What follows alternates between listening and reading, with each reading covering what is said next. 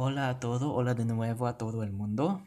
Este video es sobre los pronombres en el caso ergativo en cebuano y en el caso absolutivo, el caso ergativo con los pronombres tienen el singular y el plural, las formas.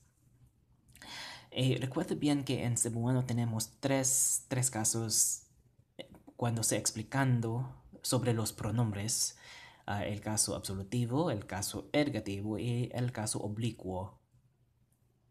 Bueno, vamos a empezar con la primera persona singular. Tenemos nako y nako es para yo, nako es yo en la primera persona singular. Por la segunda persona singular es tú o usted es nimo. Tú o usted es nimo. Y recuerda bien también que la formalidad no existe en cebuano. Tú es usted, usted es tú, en el nivel de la formalidad. Ah, por la tercera persona singular tenemos nia, que es él o ella. Él o ella. Y como tú o usted, él y ella no hay diferencia entre él o ella cuando se explicando sobre el género, porque el género no existe tampoco en cebuano. Por eso, él es ella es él, y los dos son nia en cebuano, nia. Dako, nimo, nia. En el plural tenemos dos formas de nosotros, como en el caso absolutivo, tenemos el nosotros inclusivo y el nosotros exclusivo. Nosotros inclusivo es nato.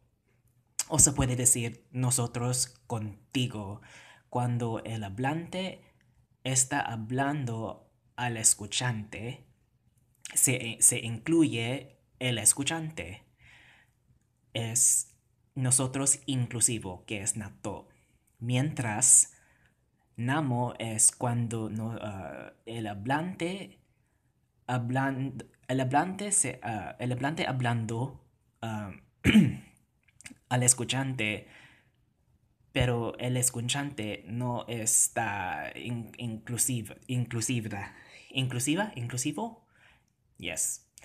Nosotros exclusivo es namo.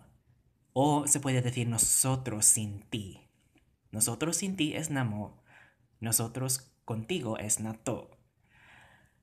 Niño es vosotros o ustedes y como en nimo, niño no tiene diferencia entre las formalidades.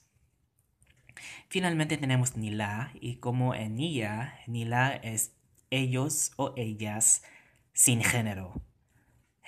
El género no existe en cebuano. Bueno,